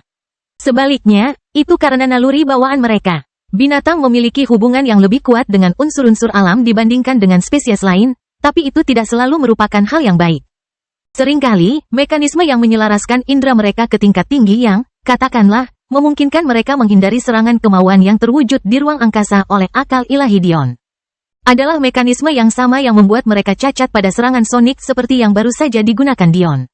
Kehendak iblis adalah kemauan yang sulit untuk dikuasai, tapi justru karena itulah keinginan itu sangat berguna dalam kasus ini. Dalam sejarah kuno, manusia dan spesies yang lebih lemah sejenisnya berada pada posisi yang sangat dirugikan dibandingkan dengan binatang. Meskipun kecerdasan mereka rata-rata lebih tinggi, teknik mereka tidak diasah hingga tingkat yang sesuai untuk bersaing. Tubuh mereka lebih lemah, kedekatan mereka lebih lemah, dan hubungan mereka dengan surga lebih lemah. Hal ini menempatkan binatang buas pada suatu keuntungan sehingga di era primordial itu, sebenarnya keluarga binatanglah yang merupakan kelas penguasa klan dan sekte. Namun, saat itulah keinginan iblis lahir ke dunia. Istilah setan tidak mengacu pada penjahat amodal. Tidak. Iblis adalah nama yang diberikan ras kuno kepada manusia binatang. Mengapa keinginan iblis mampu mengintimidasi? Mengapa mampu meningkatkan pertahanan tubuh secara drastis? Mengapa kehendak iblis menjadi dasar teknik kehendak Kaisar Iblis Dion? Sebuah teknik yang mampu mengubah tubuh menjadi sesuatu yang kurang dari manusia, itu karena keinginan iblis adalah tindakan balasannya. Itulah yang membantu ras kuno untuk menyamakan kedudukan dengan binatang buas. Ketika Dion melapisi keinginan iblisnya dengan keinginan musiknya dan meraung ke langit. Dia menjadi inkarnasi binatang purba, memperingatkan semut-semut yang menyedihkan sebelumnya bahwa mereka telah memasuki wilayahnya. Naluri bawaan singa ekor naga tidak bisa mengabaikan hal ini. Dion mengendurkan tinjunya, nyaris tidak memberikan kekuatan yang cukup untuk menahan Raja Naga di tangan kanannya. Pasukan yang mendekat tidak berani melanjutkan serangan. Pasukan yang menghalangi jalan mundur Dion telah terpesona oleh serangan penghakiman tahap kedua. Tampaknya satu-satunya ancaman yang tersisa hanyalah Bor, Percival, dan putri-putrinya. Bahwa, Percival, ini, Dion berbicara dengan suara datar. Meskipun jelas bahwa dia menderita luka yang diakibatkannya sendiri, jelas juga bahwa dia tidak punya niat untuk mundur. Faktanya, momentumnya malah meningkat bukannya menurun. Sepertinya aku tahu keadaan Dion muda saat ini. Tiba-tiba, roh yang tidak banyak bicara berbicara. Dia tidak lain adalah sang pangeran pertempuran. Roh-roh itu mau tidak mau berbalik ke arah pria gagah berani ini. Bahkan dalam wujud rohnya, dia memancarkan niat bertarung yang tajam dan tak terlupakan. Kelahiran kembali Dewa Abadi tanpa nama bab 1109 legenda. Reruntuhan gelar Dewa Pertempuran bukanlah tempat yang pernah saya kunjungi dengan senang hati. Namun, sebagai seseorang yang mendapatkan gelar Pangeran Pertempuran, aku bisa mendapatkan beberapa wawasan dari reruntuhan yang memberiku gelarku. Menurut informasi terfragmentasi yang saya terima, Battle God pertama tidak terkalahkan. Sejak kelahirannya, hingga kematiannya, dia tidak pernah kalah dalam satu pertempuran pun. Roh-roh itu menarik napas. Untuk tidak pernah kalah seumur hidupmu, prestasi macam apa itu? Bahkan Dion tidak bisa menyombongkan hal seperti itu karena dia bisa mengingat kekalahannya dengan sangat jelas. Bukankah dia kalah dari Darius Storm saat pertama kali masuk Focus Academy? Apakah dia tidak kalah dari sekte besar ketika dia terpaksa melarikan diri ke kerajaan Elfin? Bukankah dia kalah dari Alidor saat pertama kali bertemu? Bukankah dia kalah dalam pertarungan terakhirnya di persidangan ketiga ketika dia terpaksa menyerah di hadapan seorang pria dengan kehadiran setingkat kaisar? Dion telah kalah berkali-kali dalam hidupnya, namun Dewa Pertempuran ini tidak pernah kalah satu kali pun. Tidak peduli seberapa besar kemungkinannya, tidak peduli kekuatan musuhnya, tidak peduli berapa banyak musuh yang dia hadapi, tanpa mempedulikan situasinya, pria legendaris ini tidak pernah kalah sejak dia menginjakkan kaki di dunia hingga hari dia pergi. Pria ini tidak hanya memiliki hati Dao yang tak terkalahkan, lahir dari mayat musuh-musuhnya yang tak terhitung jumlahnya. Tapi dia juga dikaruniai konstitusi kuno yang hanya bisa digambarkan sebagai menantang surga. Mata Esmeralda berkontraksi. Konstitusi kuno, apakah Anda mencoba mengatakan bahwa Dion telah membukanya? Pangeran Pertempuran menggelengkan kepalanya. Ini tidak dapat dianggap sebagai konstitusi kuno yang sebenarnya. Sebaliknya, surga menanggapi kesediaan Dion untuk menyerahkan nyawanya sebagai imbalan atas jawabannya. Dengan setiap prestasi yang menantang surga yang ia capai, ia membayar jumlah kekuatan hidup yang setara. Jika aku benar, dia sudah menyerahkan sekitar 6.000 tahun hidupnya. Menurut rentang hidup normal seseorang dengan benda angkasa, dia seharusnya hanya memiliki 4.000 tahun tersisa. Tuan Dion gemetar saat ketakutan terburuknya menjadi kenyataan. Tapi kenapa Dion tidak menunjukkan tanda-tanda penuaan? Apa yang sedang terjadi? Bor dan Percival mengepalkan tangan mereka di langit sebelum mereka saling memandang. Bersama, keduanya berbicara serempak, masing-masing menghunus pedang dua tangan mereka. Aura mereka meroket saat Putri Valore bergandengan tangan, menuangkan energi mereka ke dalam susunan yang memberi kekuatan pada kedua raja mereka. Tidak ada keraguan bahwa kombinasi prajurit ini lebih ganas daripada yang pernah dihadapi Dion manapun di Sekte Grand Templar. Meskipun Percival baru saja menembus tahap Celestial ke-6, Bor adalah tandingannya, karena lebih tua darinya. Mereka berdua bersama-sama adalah anggota paling berbakat yang lahir di Sekte Grand Templar selama ribuan tahun, dan itu terlihat. Menumpuk ini di atas susunan Putri Valore dan aura mereka hanya berjarak sedikit dari alam surgawi yang tinggi. Orang mungkin percaya bahwa 100 binatang surgawi adalah tugas yang lebih sulit. Tetapi Dion tidak hanya menggunakan trik untuk menghadapinya, binatang tingkat bumi hanya sebanding dengan binatang surgawi kelas 4 dan 3. Sementara kedua raja ini sama-sama kelas 2, perbedaannya seperti perbedaan langit dan bumi. Klon Dion menghilang saat kedua makhluk surgawi itu mendekat. Dalam pertempuran sebesar itu, mereka tidak berguna. Namun, Dion tampak tertidur lelap. Matanya tanpa emosi, bahkan hampir tertutup. Tubuhnya kendur, hampir seperti sedang berjalan-jalan. Namun, momentumnya masih meningkat saat keduanya mendekat. Pada saat itu, kehidupan Dion berkurang lebih dari 1000 tahun lagi ketika kabut hitam pekat menyelimuti udara di sekitarnya. Aura yang mengerikan bahkan lebih kuat lagi sehingga penghakiman siksaan memenuhi dunia mistik, mencengkeram hati semua orang yang menyaksikannya. Itu adalah perasaan yang tidak bisa dihindari. Itu adalah perasaan yang tidak bisa dihindari. Arai Dao yang murni dan hitam pekat muncul di langit, membentang sepanjang 100 meter. Tubuh Dion tumbuh hampir 1 kaki lebih tinggi, tetapi baju besi dewa perangnya yang gagah berani berubah agar menyempurnakannya. Rambut pendek merah kecoklatannya kehilangan sedikit warna emasnya, berubah menjadi putih gelap dan menakutkan yang memanjang hingga berkibar tertiup angin seperti jubah. Kehendak Kaisar Iblis. Babak kedua, tahap 3, 1000 tahun kehidupan lainnya terkuras dari Dion dalam sekejap saat tubuhnya bertambah besar. Dadanya melebar, lengannya menebal, dan kulitnya memerah sementara urat emas berdenyut di sekujur tubuhnya. Pada saat itu, kekuatan tubuhnya berlipat ganda 64 kali lipat, membuat detak jantungnya begitu kuat sehingga bahkan armor dewa perang yang tak bisa ditembus pun berdenyut kegirangan. Terperangkap di antara ciri paling dasar dari niat mati dan ciri kemerahan dari keinginan iblis, ciri-ciri Dion mencapai puncak kesempurnaan. Seolah-olah dia adalah vampir zaman Victoria yang baru saja selesai berpesta dengan darah seorang gadis perawan. Apa yang diperlukan bagi seorang surgawi yang lebih rendah untuk menyamai kecakapan bertarung dari seorang surgawi menengah? Bahkan ketika para surgawi itu berada di kelas 2, itu mengambil semua yang dimiliki Dion. Ledakan, 3 pedang bertabrakan saat pertempuran sengit pun terjadi di langit. Sebuah mata yang luar biasa muncul di belakang Dion, semakin menyedot umurnya karena semakin halus dan sempurna. Matanya yang kusam, bersinar dengan sedikit kilau keemasan, tiba-tiba berubah, berputar-putar dengan bintang merah, ungu, dan biru tua. Kedalaman mereka semakin dalam ke tingkat yang tak terbayangkan, memungkinkan Dion untuk melihat bahkan para pembudidaya yang jauh di atasnya dalam kecakapan pertempuran. Teknik keluarga Matilde sekali lagi muncul di dunia, mata Asura. Kelemahan dalam teknik kedua raja menjadi sangat jelas bagi Dion. Susunan Dao di belakangnya terus-menerus muncul dan menghilang, berpindah dengan sempurna satu sama lain saat dia menyerang dengan angin, lalu angkasa, lalu apinya, semuanya sebelum angin lagi. Jelas bahwa Dion tidak mengetahui teknik menyerang tingkat tinggi apapun, tetapi dengan setiap ayunan pedangnya, dia sepertinya mempelajari teknik baru di alam satu dengan diri. Dia beralih di antara mereka, memberikan tekanan pada kedua benda langit, bahkan mendorong mereka mundur. Dia, yang hanya seorang pengumpul esensi puncak, memberikan begitu banyak tekanan pada kedua raja sehingga bahkan mereka hanya bisa bertarung secara seimbang dengannya. Tanpa mengetahui teknik tingkat yang lebih tinggi. Pikiran bawah sadar Dion hanya dapat menggunakan teknik yang diproyeksikan oleh tuannya ke dalam pikirannya sebelumnya, membatasi dirinya sepenuhnya pada teknik tingkat umum. Namun, kecakapan bertarungnya begitu luar biasa sehingga membuat orang-orang di bawahnya gemetar karena terkejut. Kapan surga tengah menjadi begitu murah? Para penonton tidak tahu bagaimana perasaannya. Mungkin kedengarannya hanya ada satu perbedaan antara alam surga bawah dan menengah, namun perbedaannya bukanlah pada satu tingkat kultivasi, melainkan 5 tingkat. Tubuh Dion hanya sebanding dengan makhluk surgawi tingkat 1 yang lebih rendah, sementara kedua lawannya sama-sama berada di tingkat ke-6. Namun, meski tubuhnya baru kelas 4, dia memiliki terlalu banyak kemampuan untuk menebusnya. Tekniknya langsung mencapai alam 1 dengan diri. Perasaan bertarungnya telah mencapai titik di mana dia bahkan tidak perlu berpikir, perasaan ilahinya setara dengan puncak surgawi, membuat gerakan mereka semakin lambat di matanya, dan sebagian besar yang terpenting, keinginannya begitu besar sehingga menjembatani kesenjangan itu seolah-olah itu semudah bernapas. Nama Dion Sacharo memang sudah terkenal di jagat raya. Tapi setelah hari ini, dia akan menjadi legenda. Kelahiran kembali Dewa Abadi tanpa nama bab 1110 lemah. Tepat ketika semua orang mengira mereka tidak cukup terkejut, Dion membuat jantung mereka berdebar karena terkejut sekali lagi.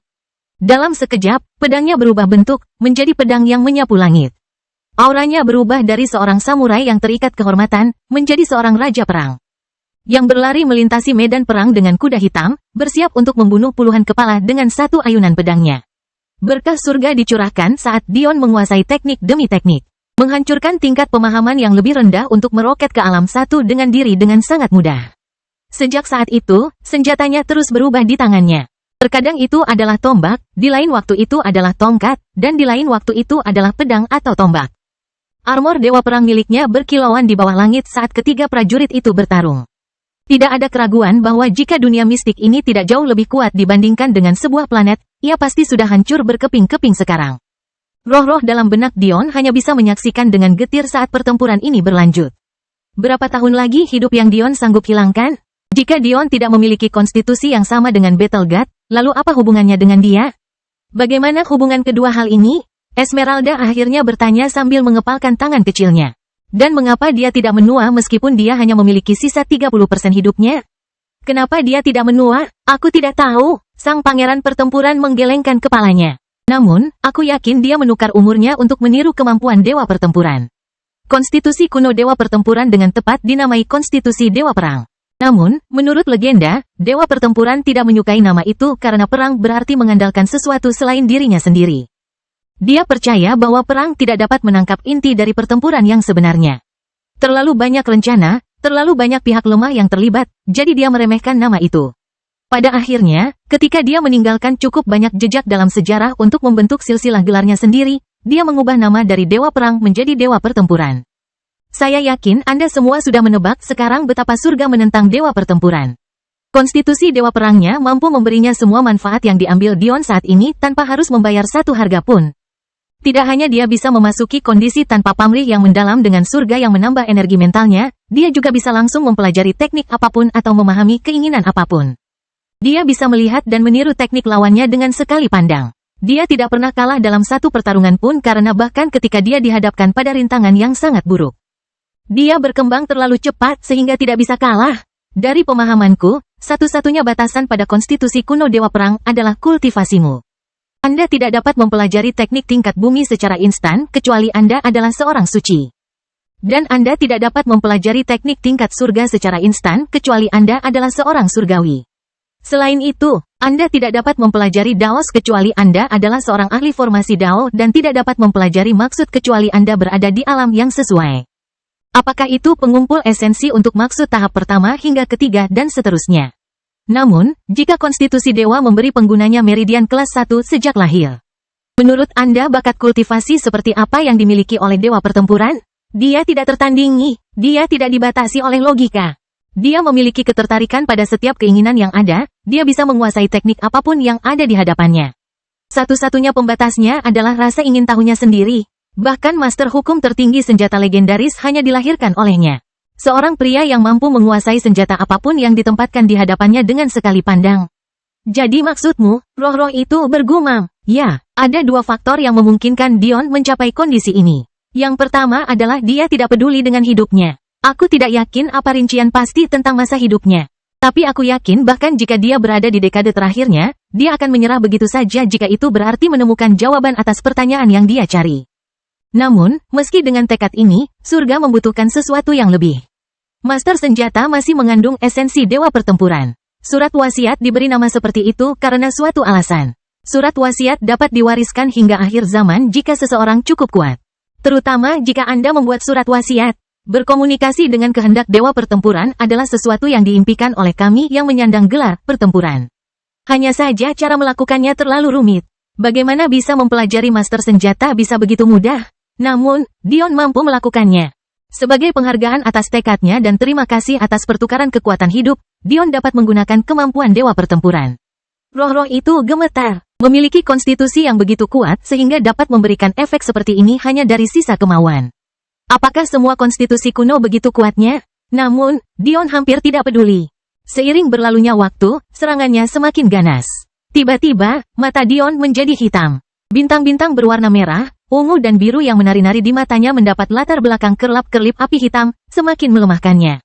Keberadaan hanya menghasilkan kematian. Kebaikan hanya menghasilkan kejahatan. Segala sesuatu binasa. Tidak ada yang abadi. Kehancuran tanpa akhir adalah satu-satunya kesimpulan. Saya menyarankan jika Anda tidak ingin mati, bawalah Percival ke sini. Saya punya pertanyaan untuk ditanyakan padanya. Armor Dewa Perang Dion meledak menjadi kobaran api hitam saat dia mengangkat Raja Naga yang sekali lagi menjadi pedang. Nyala api terkonsentrasi pada ujung pedangnya, semakin menggelapkan pedang yang sudah hitam legam itu. Pada saat itu, kedua raja merasakan krisis yang luar biasa. Raja, saat lengan Dion terangkat ke udara, rasanya gelar kedua raja itu kosong. Sebelum Dion, bisakah mereka membanggakan gelar seperti itu? Apa yang bisa mereka kuasai di hadapan kekuasaan sebesar itu? Bisakah mereka berdiri dengan baik menghadapi momentum Dion? Bor dan Percival meraung. Tidak punya pilihan selain meningkatkan keluaran energi mereka hingga maksimal. Matahari terbit, fase ketiga. Armor emas Percival berubah menjadi kobaran cahaya merah keemasan, memanas hingga warna aslinya berubah menjadi putih membara. Dia tidak berbeda dengan matahari yang menyilaukan yang berdiri di langit. Pedang dua tangannya memanjang bersamaan dengan nyala api yang mengeras, menambah panjang tubuhnya 1,5 meter hingga hampir 30 meter dalam sekejap. Kehormatan Ksatria, fase ke-9, cahaya suci. Momentum Bor melambung tinggi, tak mau kalah dengan sahabat lamanya itu. Cahaya murni yang kuat terkonsentrasi pada pedangnya. Tidak ada panas yang menusuk, tapi ada rasa nyaman yang luar biasa. Seolah-olah ia siap untuk melewati semua kejahatan dan membersihkan jalan tidak peduli apa yang dihadapinya. Lengan Dion dengan tenang mencapai puncaknya. Dia tidak menggunakan suatu teknik. Dia merasa tidak perlu melakukannya. Di dunia ini, api hitamnya adalah akhir yang tak terelakkan dari segala sesuatu. Semua api turun darinya. Semua kemurnian ternoda olehnya. Mengeras. Hanya itulah kata-kata yang diucapkannya. Pada saat itu, ruang seolah-olah terkunci. Kepala Ari salah. Ciri-ciri api Dion tidak sesederhana pemadatan. Lebih tepat jika diberi label sebagai ciri yang mampu memberi bentuk pada segala sesuatu. Entah itu api Dion yang membuat dirinya berwujud, atau ruang itu sendiri. Api Dion tidak memiliki 3 karakteristik, mereka hanya memiliki 1 karakteristik. Namun, karakteristik yang satu ini sangat menantang sehingga gagasan bahwa mereka memiliki yang kedua atau ketiga akan terlalu berlebihan. Karakteristik augmentasi dan pemadatan dari api hitamnya hanyalah akar dari karakteristik yang sama, yang lahir dari pemberian bentuk pada segala sesuatu. Karakteristik ini, yang belum pernah terlihat di dunia sebelumnya, dikenal sebagai karakteristik penciptaan. Api hitam Dion tidak hanya memiliki karakteristik ini, tetapi juga api putihnya. Seperti Yin dan Yang, mereka menangani 2 spektrum penciptaan. Api hitam bisa melahirkan jalan kehancuran terbesar, sedangkan api putihnya melahirkan kebaikan terbesar. Dalam keadaan ini, pemahaman Dion tentang kemampuannya sendiri mencapai tingkat yang belum pernah terjadi sebelumnya. Rasanya seolah-olah dia telah menggunakan apinya dengan cara yang benar sepanjang hidupnya dan dia akhirnya mengerti mengapa dia salah mengira karakteristik apinya sebagai sesuatu yang sangat lemah. Cerita bersambung. Jangan lupa share, like, komen, dan subscribe. Agar tidak ketinggalan cerita selanjutnya.